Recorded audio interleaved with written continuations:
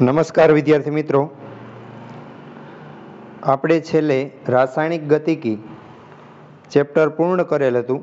ત્યારબાદ હવે આપણે નવા ચેપ્ટરની શરૂઆત કરીએ. ચેપ્ટર નંબર 5,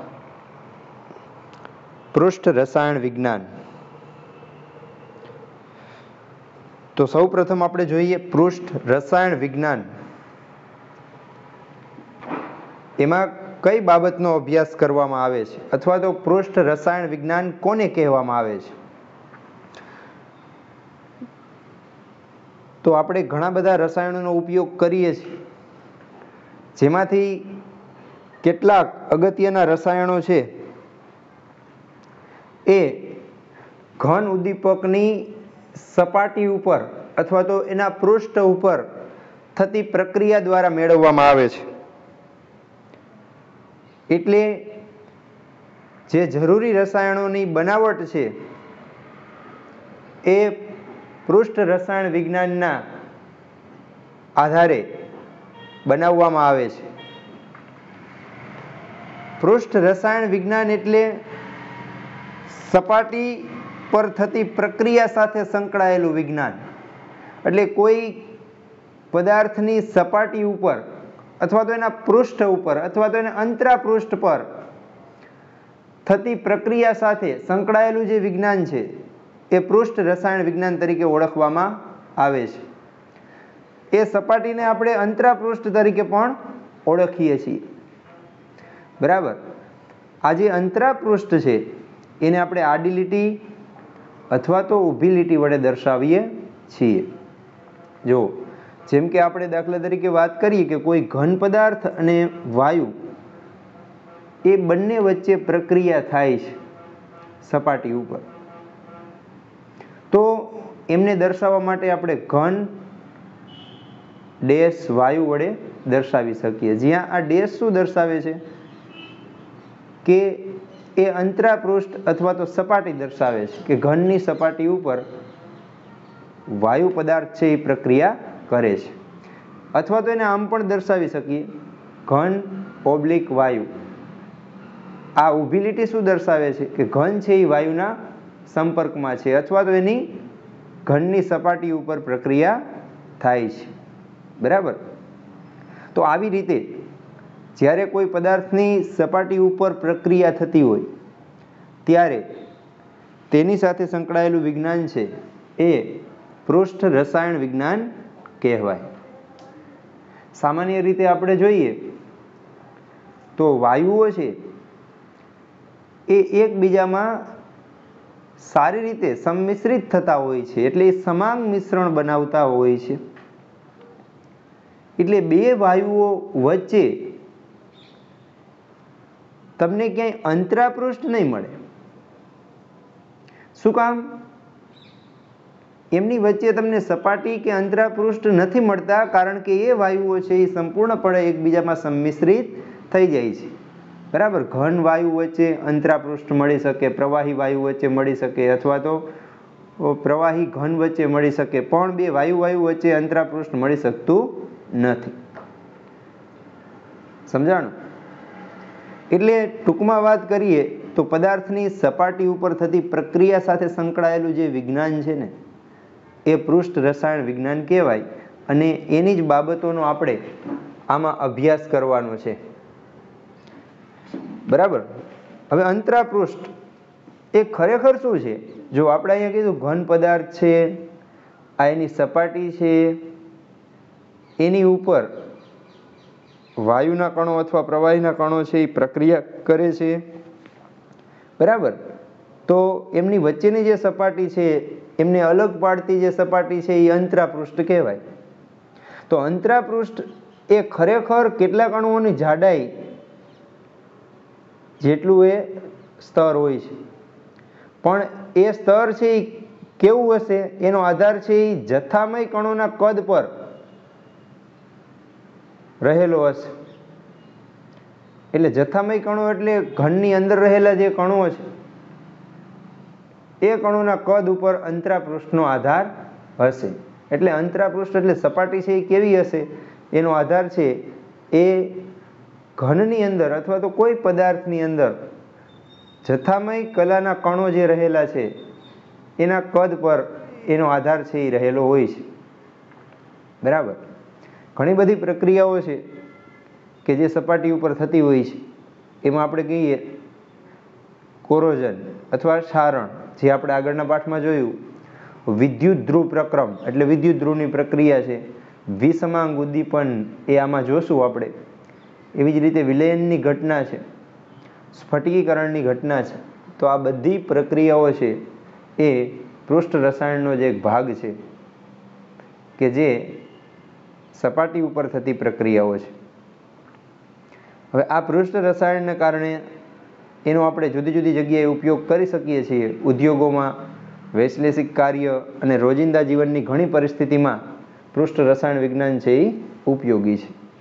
એટલે અહીંયા એના મહત્ત્વની વાત કરી છે. શા માટે આપણે અભ્યાસ કરીએ છીએ? તો ઉદ્યોગોમાં, રોજિંદા જીવનમાં એ જરૂરી છે. પછી એના ઉદાહરણ આપ્યા છે કે કઈ કઈ પ્રક્રિયાઓમાં પૃષ્ઠ રસાયણ વિજ્ઞાનના સિદ્ધાંતને આધારે પ્રક્રિયા થાય છે. તો ઘણી બધી પ્રક્રિયાઓ છે એમાં પૃષ્ઠ રસાયણ વિજ્ઞાન અથવા તો સપાટી પરનું જે વિજ્ઞાન છે એ સંકળાયેલું છે. આ સિવાય આપણે આગળ વાત કરીએ તો આવા જે પૃષ્ઠનો અભ્યાસ આપણે કરવો હોય તો જે આપણો ઘન પદાર્થ છે એની સપાટી છે એ એકદમ ચોખ્ખી અથવા શુદ્ધ હોવી જોઈએ. બરાબર. તો એનો અભ્યાસ છે એ સારી રીતે થઈ શકે. તો આવી શુદ્ધ સપાટી અથવા તો સ્વચ્છ સપાટી મેળવવા માટે શું કરવામાં આવે? તો કે એને 10⁻8 થી 10⁻9 પાસ્કલ સુધી એક પાત્રની અંદર મૂકી રાખવામાં આવે છે કે જેથી ઉચ્ચ શૂન્યાવકાશ પ્રાપ્ત થાય અને એ ધાતુ અથવા તો પદાર્થની સપાટી છે એ શુદ્ધ રહેશે. બરાબર. 10⁻8 થી 10⁻9 પાસ્કલ દબાણ કરવામાં આવે એટલે એનો મતલબ શૂન્યાવકાશ ઉત્પન્ન કરવામાં આવે અને શૂન્યાવકાશની મદદથી એની સપાટી છે એ સ્વચ્છ આપણે મેળવી શકીએ છીએ. આવી સ્વચ્છ સપાટીવાળા ઘન પદાર્થો છે એને શૂન્યાવકાશમાં એટલા માટે રાખવામાં આવે કે નહીંતર તો એની ઉપર ઓક્સિજન અથવા નાઇટ્રોજન કે જે હવામાં રહેલા ઘટકો છે એ ઘટકો છે એ સપાટી ઉપર ફેલાઈ જાય છે એટલે એ સપાટીને ઢાંકી દે છે. તો એ સપાટી સ્વચ્છ રહેતી નથી. એટલે પૃષ્ઠ રસાયણ વિજ્ઞાનની અંદર પૃષ્ઠના અભ્યાસ માટે સપાટી સ્વચ્છ હોવી જોઈએ. એના માટે આપણે એક પાત્રમાં શૂન્યાવકાશ ઉત્પન્ન કરી ઘન પદાર્થની સપાટીને સ્વચ્છ રાખી શકીએ છીએ. એ એટલા માટે રાખીએ છીએ કે એની સપાટી ઉપર વાતાવરણના ઓક્સિજન કે નાઇટ્રોજનનું પડ જમા થાય નહીં. એટલે એ સપાટી છે એ સ્વચ્છ જ રહેશે. બરાબર. તો આ પૃષ્ઠ રસાયણ વિજ્ઞાનની સામાન્ય માહિતી હતી. હવે આ ચેપ્ટરની અંદર આપણે આગળ જોઈએ તો અધિશોષણ કોને કહેવાય? બરાબર. હારે હારે આપણે 3-4 શબ્દનો પણ અભ્યાસ કરી લઈએ.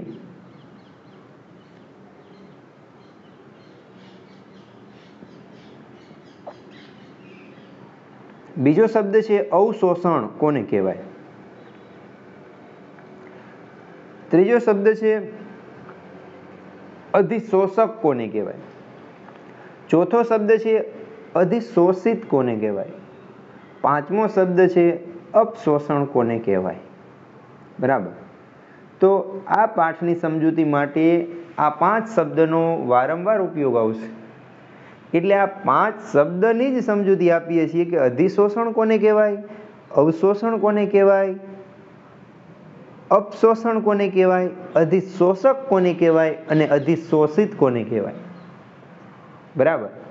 તો પેલા ટેક્સ્ટમાં નથી જવું, આપણે એક સિમ્પલ ઉદાહરણ દ્વારા સમજીએ. જો અહીંયા તમને આકૃતિમાં એક પાણીથી ભરેલો ગ્લાસ દેખાય છે. બરાબર. હવે આ શુદ્ધ પાણીથી ભરેલો જે ગ્લાસ છે અડધો ભરેલો છે. એ ગ્લાસને આપણે આપણા ઘરની જે છત છે એ છત ઉપર 24 કલાક માટે મૂકી દઈએ. બરાબર. અને બીજે દિવસે તમે અવલોકન કરીને એમાં જોશો તો તમને શું જોવા મળે છે? વિચારો કે શુદ્ધ પાણી ભરેલા ગ્લાસને તમે છત ઉપર મૂકી રાખો છો 24 કલાક, તો તમને 24 કલાકને અંતે શું જોવા મળશે? તો સામાન્ય રીતે તમે જોશો તો હવામાં ઉડતા જે રજકણો છે, બરાબર, એ રજકણો છે એ ગ્લાસની સપાટી ઉપર જમા થયેલા તમને જોવા મળે છે. એટલે પાણીની સપાટી ઉપર એક ઝીણા જે રજકણો છે એનું એક સ્તર બની જાય છે સપાટી ઉપર. નીચે તો ચોખ્ખું પાણી હશે, સપાટી ઉપર એક સ્તર બની જાય છે. સમજાય છે?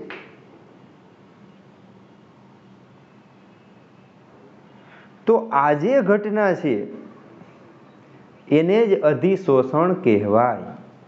સમજાઈ ગયું? શું? તો કે એક પદાર્થની સપાટી ઉપર બીજા પદાર્થના કણો જે જમા થવાની જે ઘટના છે એને અધિશોષણ કહેવાય. અધિશોષણ કહેવાય. ખબર પડી? અધિશોષણ એટલે કણો છે એ માત્ર સપાટી ઉપર જ જમા થાય, એ એના અંદરના જથ્થામાં પ્રવેશ કરતા નથી. સમજાણું? આ શબ્દ સમજાઈ ગયો? બરાબર. હવે એથી હું આગળ એક વાત કરું કે અહીં મેં બે પદાર્થ લીધેલા છે. એક પાણી કે જેની સપાટી ઉપર અન્ય પદાર્થના કણો જમા થાય છે. તો જેની સપાટી ઉપર જમા થાય છે એ સપાટી ધરાવતો પદાર્થ છે એને અધિશોષક કહેવાય. અધિશોષક. અને જે પદાર્થ અથવા વાયુના કણો જમા થાય છે એને અધિશોષિત કહેવાય. અધિશોષિત એટલે રજકણો છે એ અધિશોષિત થશે, પાણી છે એ અધિશોષક થશે. અધિશોષક પર અધિશોષિત પદાર્થ જમા થાય એટલે આખી ઘટનાને અધિશોષણ કહેવાય. સમજાઈ ગયું? હવે અહીંથી એક આગળ વિચારીએ, ખાલી વિચારવા માટે છે, કદાચ એ શક્ય ન પણ હોય. હવે જો આ પાણી ભરેલા ગ્લાસમાં નાના નાના રજકણો સપાટી ઉપર જમા થયેલા છે ને, એને આપણે ફૂંક મારીને પાછા વાતાવરણમાં જવા દઈએ, અથવા તો કોઈ કારણસર એ સપાટી ઉપરના રજકણો પાછા વાતાવરણમાં જતા રહીએ, એટલે હતું ને એવું જે આપણી પરિસ્થિતિ હતી એવી ને એવી પરિસ્થિતિ બની જશે. તો પાછા એ વાતાવરણમાં જાય તો એ ઘટના છે એ અધિશોષણથી વિપરીત ઘટના બનશે, જેને શું કહેવાય? અપશોષણ. એટલે ફૂંક મારવાથી જો એ સપાટી પરના કણો પાછા વાતાવરણમાં જતા રહેશે તો એ ઘટના અપશોષણ તરીકે ઓળખાય છે. સમજાઈ ગયું? આનો પ્રશ્ન નહીં. તો 4 વસ્તુ સમજ્યા. એક અધિશોષણ, પછી અપશોષણ, અધિશોષક અને અધિશોષિત. હવે અવશોષણ. અવશોષણ કોને કહેશું? તો કે જે આ સપાટી ઉપરના કણો જે રજકણો જમા થયેલા છે એ રજકણો પાણીમાં સંપૂર્ણપણે એક સરખી રીતે મિશ્ર થઈ જાય તો એને અપશોષણ તરીકે ઓળખવામાં આવે છે. એટલે જો રજકણો જમા થયેલા હોય ને એને આપણે પેનથી અથવા કોઈ સાધનની મદદથી આપણે બરાબર એને મિક્સ કરી દઈએ અને રજકણો પાણીમાં બધે એક સરખી રીતે જ ફેલાઈ જાય તો એને અવશોષણ કહેવાય. સમજાઈ ગયું? તો આ એક ઉદાહરણ યાદ રાખશો એટલે તમને અધિશોષક, અધિશોષિત અધિશોષણ, અવશોષણ અને અપશોષણ શબ્દ વિશે તમને ખ્યાલ આવશે. બરાબર. હવે આપણે ટેક્સ્ટ બુકને આધારે જોઈએ તો અધિશોષણ કોને કહેવાય, પહેલા એની સમજૂતી છે ટેક્સ્ટ બુક આધારિત, જે આ જ વસ્તુ છે પણ આપણે રસાયણ વિજ્ઞાનના શબ્દનો ઉપયોગ કરી અને એ માહિતીને સમજતા જશું. બરાબર. તો અધિશોષણ માટે અહીંયા મેં ઘન પદાર્થ લીધેલો છે, આ એની સપાટી છે, આ વાયુના કણો છે જો. બરાબર. તો અહીં લખેલું છે સંપર્કમાં કલાના કણોને આકર્ષે છે. કલા એટલે એની અવસ્થા, જેને આપણે કલા તરીકે ઓળખશું, ઘન, પ્રવાહી અથવા વાયુ. બરાબર. તો અહીંયા આપણે કહી શકીએ કે ઘન પદાર્થની સપાટી જે છે એ એના સંપર્કમાં રહેલા કલાના કણોને આકર્ષે છે. આકર્ષે એટલે એની સપાટી ઉપર એ ખેંચશે. હવે સપાટી ઉપર ખેંચે એટલે શું થાય? એ કણો છે એ સપાટી ઉપર જમા થશે. આ કણો સપાટી ઉપર જમા થાય છે પણ જથ્થાની અંદર ઊંડાણમાં પ્રવેશતા નથી, એટલે એ અંદર નહીં જાય. બરાબર. સપાટી પર એ કણો છે એ જાળવી રાખે છે, એ જથ્થાની અંદર ઊંડાણમાં જતા નથી. બરાબર. એટલે આપણે કહી શકીએ કે ઘન પદાર્થની સપાટી ઉપર અન્ય કલાના કણો છે એ આકર્ષાય અને જમા થાય છે, એ ઊંડાણમાં પ્રવેશતા નથી. આ જે ઘટના છે એને અધિશોષણ કહેવાય. બરાબર. એટલે આપણે કહી શકીએ કે આણ્વીય સ્પીસીઝનું ઘન અથવા પ્રવાહીના જથ્થા કરતા તેની સપાટી પર વધારે એકઠા થવું એ અધિશોષણ કહેવાય. એટલે એનો મતલબ શું કે કોઈ સપાટી ઉપર અન્ય કલાના ઘટક કણો છે એ સપાટી ઉપર જમા થાય ત્યારે સપાટી ઉપર એની સાંદ્રતા વધારે હોય ને અંદર એ પ્રવેશતા નથી, એટલે અંદર એની સાંદ્રતા ઓછી હોય, તો એ ઘટના છે એ અધિશોષણ તરીકે ઓળખાય છે. અધિશોષણ છે એ પૃષ્ઠ ઘટના છે. પૃષ્ઠ ઘટના એટલે એ સપાટી ઉપર થતી ઘટના છે. એમાં આપણે અધિશોષક પદાર્થ તરીકે, એટલે ઘન પદાર્થની સપાટી ઉપર જમા થાય છે જે પદાર્થ, એને અધિશોષિત કહેવાય. જેના ઉપર જમા થાય એને અધિશોષક કહેવાય. તો આવા અધિશોષક ઘણા બધા હોય છે કે જે સારા અધિશોષક તરીકે વર્તે છે. એમાં ચારકોલ છે, સિલિકા જેલ. ચારકોલ એટલે કોલસાનો જ એક પ્રકાર છે. સિલિકા જેલ છે એ પાવડર જેવું મટીરિયલ છે, એ જેલ ટાઈપનું નથી હોતું, એ પાવડર જ હોય છે, નામ સિલિકા જેલ છે. એવું જ છે એલ્યુમિના જેલ, માટી, કલીલ, ઘણા ઝીણા ભૂકા સ્વરૂપમાં રહેલી ધાતુઓ, આ બધા ખૂબ જ સારા અધિશોષક છે.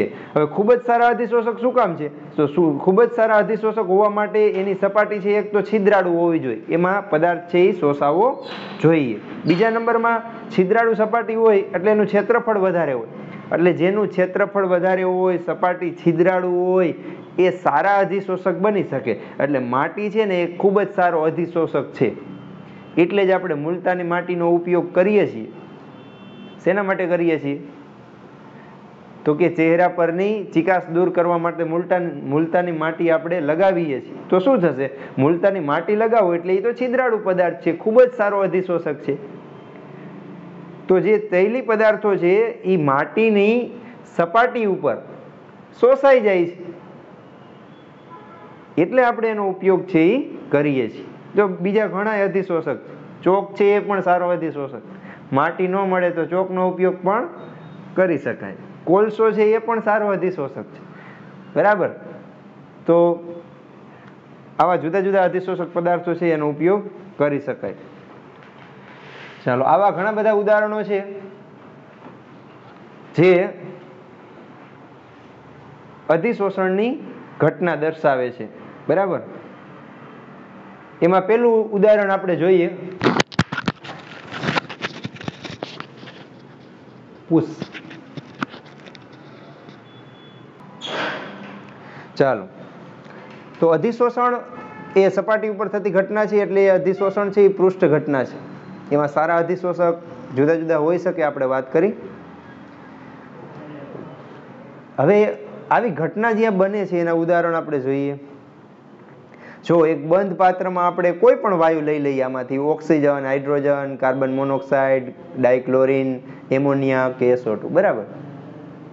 હવે એ બંધ પાત્રમાં આપણે વાયુને લેશું. બંધ પાત્રમાં, આ બંધ પાત્રમાં તમે વાયુને ભરી દીધો, પછી એનું દબાણ માપશો તો તમને એનું દબાણ છે એ કંઈક મળશે. જે મળે એ 5 બાર, 10 બાર, 15 બાર મળશે. હવે એ બંધ પાત્રમાં તમે ચારકોલ ઉમેરી દેશો તો શું થશે? થોડીક વાર પછી દબાણ માપશો તો દબાણ છે ને એ ઘટી જશે, 5 ને બદલે 3 બાર થઈ જશે. કેમ એવું થયું ભાઈ? કેમ થયું હશે? તો કે ચારકોલ તો ખૂબ જ સારો અધિશોષક છે, એટલે એની સપાટી ઉપર આ વાયુના કણો છે ને એ જમા થઈ જશે. વાયુના કણો જમા થઈ જાય એટલે વાયુનું પ્રમાણ ઘટી જશે, એટલે એનું દબાણ છે એ ઘટે છે. તો આ ઘટના છે એ અધિશોષણને આભારી છે. બીજું છે મિથિલિન બ્લુનું દ્રાવણ. મિથિલિન બ્લુ છે, બરાબર, એ રંગીન હશે દ્રાવણ. એમાં પ્રાણીજ કોલસો ઉમેરી દઈએ આપણે. પ્રાણીજ કોલસો એ પણ ખૂબ જ સારો અધિશોષક છે, પ્રાણીઓમાંથી બને એટલે એને પ્રાણીજ કોલસો કહેવાય. હવે ઉમેરી દેશું એવી જ રીતે તો શું થશે? તો મિથિલિન બ્લુની અંદર જે રંગીન કણો છે ને એ કોલસાની સપાટી ઉપર અધિશોષિત થઈ જશે, એટલે દ્રાવણ છે એ રંગવિહીન થઈ જાય છે. તો એમાં આવું થશે, આ કોલસાની સપાટી ઉપર બધા રંગીન કણો જમા થઈ જશે, તો આખું દ્રાવણ છે એમાંથી રંગીન કણો તો બધા કોલસાની સપાટી ઉપર જતા રહ્યા, તો દ્રાવણ રંગવિહીન બને. તો એ અધિશોષણની ઘટનાને આભારી છે. એવી જ રીતે ખાંડનું જલીય દ્રાવણ છે. જો પીળી ખાંડ જે હોય પ્રોસેસ થઈને બનતી હોય, અપરિષ્કૃત સ્વરૂપે મળેલું ખાંડનું જલીય દ્રાવણ એ પીળા રંગનું હોય, બરાબર. પણ એને રંગવિહીન બનાવવા માટે શું કરે? પ્રાણીજ કોલસો ઉમેરી દઈએ, એટલે એમાં રંગીન કણો છે એ બધા કોલસાની સપાટી ઉપર અધિશોષિત થાય. અધિશોષિત થાય એટલે એ રંગવિહીન બનશે. ચોથું છે સિલિકા જેલ પ્લસ હવા, બરાબર. હવામાં તમે સિલિકા જેલ મૂકી દેશો, કોઈ એક પાત્રની અંદર આપણે હવાની જરૂર છે, શુષ્ક હવાની જરૂર છે, માની લ્યો ભેજવાળી હવા નથી જોતી, તો આપણે શું કરશું? એ પાત્રને શુષ્ક બનાવવા માટે એની અંદર સિલિકા જેલ મૂકી દેશું.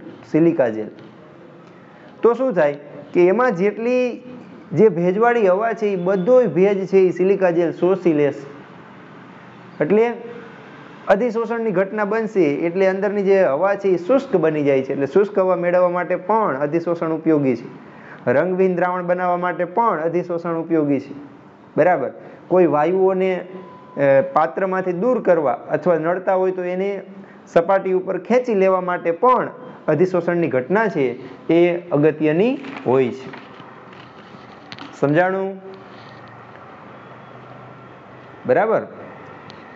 તો આ બાબત આપણે જોઈ, અધિશોષણ, અપશોષણ, અવશોષણ, અધિશોષક અને અધિશોષિત. હવે બીજો મુદ્દો છે જે આપણે જે મુદ્દાની ચર્ચા કરી એ જ બધા મુદ્દાઓ એમાં રહેલા છે કે અધિશોષણ અને અવશોષણ વચ્ચેનો તફાવત જણાવો ખાલી. તો અધિશોષણના બધા મુદ્દા આપણે જોઈ ગયા, અવશોષણ વિશે માહિતી આપી છે, છતાં જોતા જઈએ. અધિશોષણ એટલે માત્ર સપાટી ઉપર જ કણો છે એ સંકેન્દ્રિત થાય અને સપાટી ઉપર એની સાંદ્રતા વધારે, જથ્થામાં રહેલા કણોની સાંદ્રતા વધતી નથી. અવશોષણમાં શું થાય? તો કે કીધું સપાટી ઉપર રહેલા કણો છે એ દ્રાવણમાં સમગ્રપણે ફેલાઈ જાય, તો એ અવશોષણ. તો સમગ્ર જથ્થામાં એક સરખી રીતે વિતરિત થાય તો એ અવશોષણની ઘટના કહેવાય. ઉદાહરણ, જો ચોક શાહીનું જે દ્રાવણ છે આપણે બોલપેનમાં જે ઉપયોગ થાય છે રિફિલમાં, એ શાહીના દ્રાવણમાં તમે ચોકનો ટુકડો નાખશો ને તો ચોકની સપાટી ઉપર રંગ છે ને એ ચોંટી જશે. એ અધિશોષણની ઘટના છે, સપાટી ઉપર જ રંગ ચોંટે છે, બરાબર. પણ એ જ દ્રાવણમાં તમે ચોકના ટુકડાને કટકા કરીને જોશો તો રંગ તો સપાટી ઉપર જ હશે. રંગ છે એ ક્યાં હશે? ચોકની સપાટી ઉપર જ હશે. પણ જે દ્રાવણમાં જે દ્રાવકના કણો છે એ સપાટી ઉપર નહીં પણ અંદર ફેલાયેલા હશે, એટલે ચોક અંદરથી ભીનો લાગશે પણ અંદર રંગ નહીં હોય. તો ભીનો લાગે છે એનું કારણ શું? તો કે એમાં દ્રાવકના કણો છે ને એક સરખી રીતે ફેલાઈ ગયા, એટલે દ્રાવકના કણો છે એ ચોકની અંદર ફેલાઈ જાય છે. તો દ્રાવકના કણોનું ફેલાવું એ અવશોષણની ઘટના છે, જ્યારે રંગીન કણો છે એ સપાટી ઉપર જમા થવા એ અધિશોષણની ઘટના છે. સમજાઈ ગયું? બીજું ઉદાહરણ છે કે સિલિકા જેલ અને ભેજ અથવા H2O. તો ભેજ છે એ સિલિકા જેલની સપાટી ઉપર જ જમા થાય છે, જોજો અંદર નથી પ્રવેશતું, એટલે એ અધિશોષણની ઘટના છે. જ્યારે કેલ્શિયમ ક્લોરાઇડ અને ભેજ, નિર્જળ કેલ્શિયમ ક્લોરાઇડ છે એને ભેજના સંપર્કમાં રાખશો શું થશે? પાણીના અણુઓ છે સપાટી ઉપર નહીં આવે, એ સીધા અંદર પ્રવેશ કરે ને બધે એક સરખી રીતે ફેલાઈ જશે. તો એ અવશોષણની ઘટના છે. બરાબર? એવું નથી બે ઘટના અલગ અલગ જ થાય. ઘણીવાર એવું બને કે કોઈ પદાર્થ ઉપર પેલા કણો છે એ સપાટી ઉપર જમા થાય ને પછી અંદર છે એ એક સરખી રીતે ફેલાઈ જાય. તો બંને ઘટના સાથે પણ બનતી હોય, કે પેલા અધિશોષણની ઘટના બને ને થોડીક વાર પછી અવશોષણની ઘટના બને. એટલે જ્યાં અધિશોષણ ને અવશોષણ બંને ઘટના બનતી હોય એને કહેવાય શોષણ. સમજાણું? એટલે સપાટી ઉપર જ પદાર્થ જમા થાય તો અધિશોષણ, અંદર એક સરખી રીતે ફેલાઈ જાય તો અવશોષણ.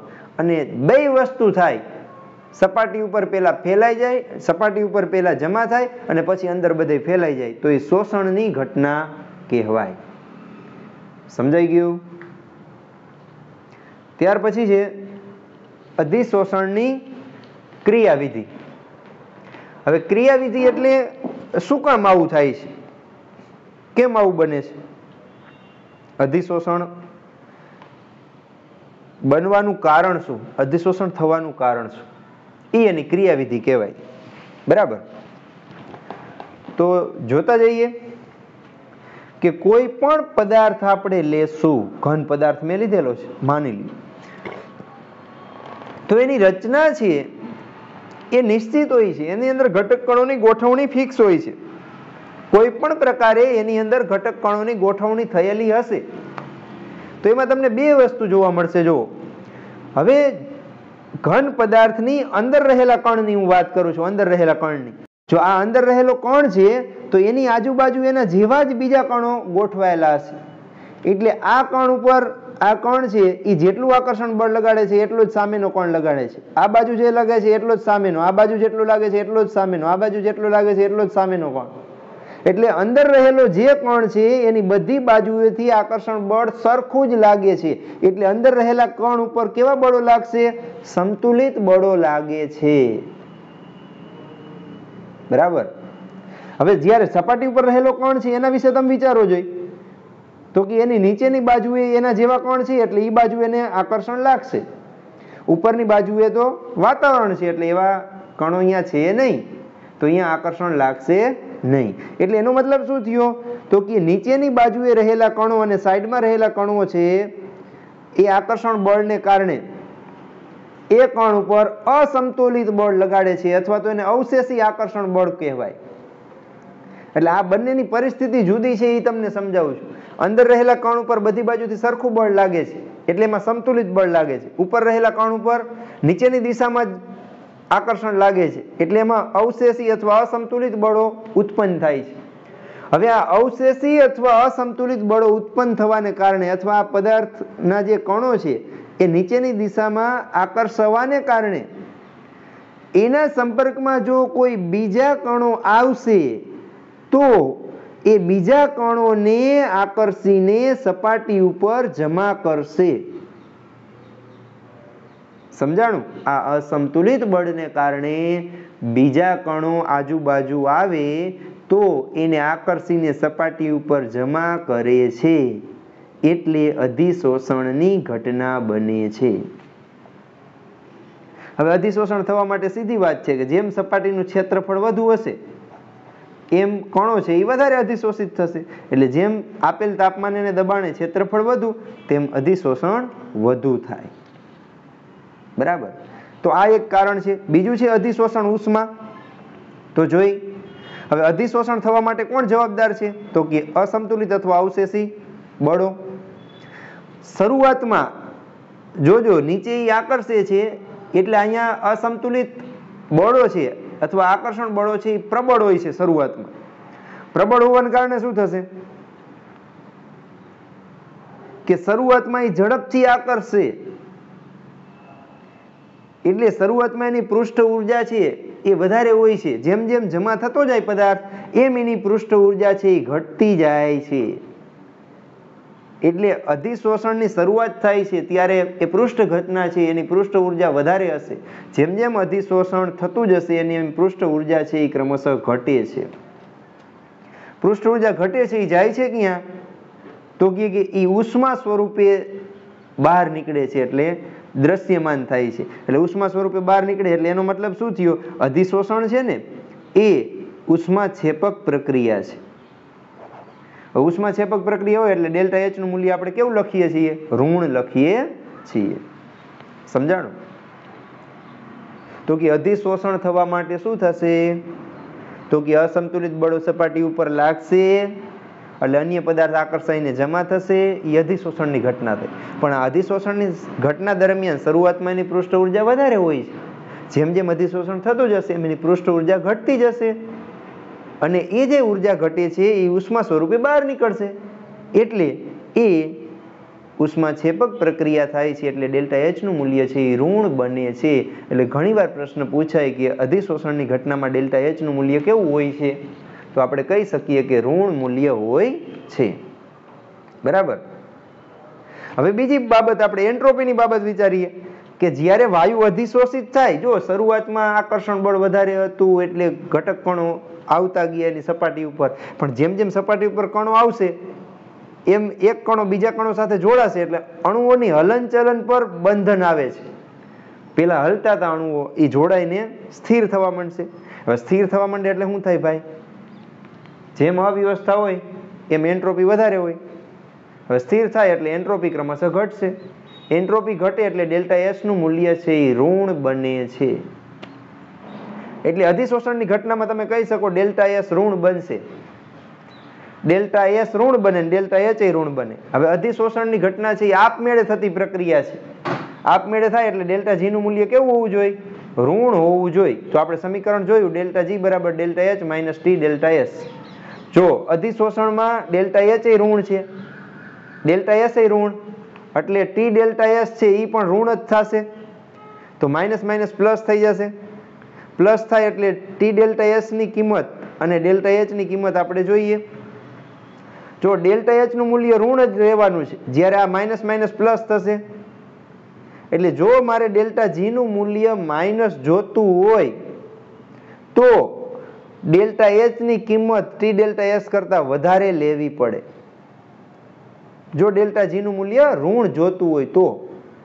હવે ઋણ જ છે આપમેળે પ્રક્રિયા થાય એટલે એનો મતલબ એમ થયો કે શરૂઆતમાં ડેલ્ટા એચ નું મૂલ્ય છે એ ટી ડેલ્ટા એસ કરતા ઘણું વધારે હશે. ઘણું વધારે હોય એટલે ડેલ્ટા જી નું મૂલ્ય ઋણ મળશે.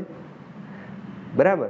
જેમ જેમ પ્રક્રિયા આગળ વધશે એમ ડેલ્ટા એચ નું મૂલ્ય ઓછું ઋણ થતું જશે. એક સમયે બે સરખા થઈ જશે. સરખા થઈ જાય તો આ મૂલ્ય છે એ 0 થઈ જશે. ડેલ્ટા જી 0 થાય શું થઈ જાય? પ્રક્રિયા સંતુલનમાં, એટલે અધિશોષણની ઘટના છે એ બંધ થઈ જશે. સમજાણું? એટલે અધિશોષણ આપમેળે થાય છે એટલે ડેલ્ટા જી નું મૂલ્ય ઋણ જ હશે. ઋણ હશે એનો મતલબ એમ કે શરૂઆતમાં ડેલ્ટા એચ નું મૂલ્ય વધારે ઋણ હશે. વધારે ઋણનો મતલબ શું થયું એ તમને કીધું. વધારે ઋણનો મતલબ શરૂઆતમાં એની પૃષ્ઠ ઉર્જા વધારે ઘટે છે એટલે ઉર્જા વધારે ઉત્પન્ન થશે. ઉત્પન્ન થઈ એટલે એ વધારે ઋણ છે. વધારે ઋણ છે એટલે ડેલ્ટા જી નું મૂલ્ય વધુ ઋણ. વધુ ઋણ એટલે પ્રક્રિયા શરૂઆતમાં ઝડપથી થશે. ધીમે ધીમે પ્રક્રિયાનો વેગ છે એ ધીમે ધીમે પ્રક્રિયા થવાની વૃત્તિ છે એ ઘટતી જશે. એક સમયે પ્રક્રિયા થવાની વૃત્તિ બંધ થઈ જશે. ક્યારે? બે મૂલ્ય સરખા થાય તો ડેલ્ટા જી નું મૂલ્ય 0 થશે. તો અધિશોષણની ઘટના છે એ અટકી જશે. સમજાઈ ગયું?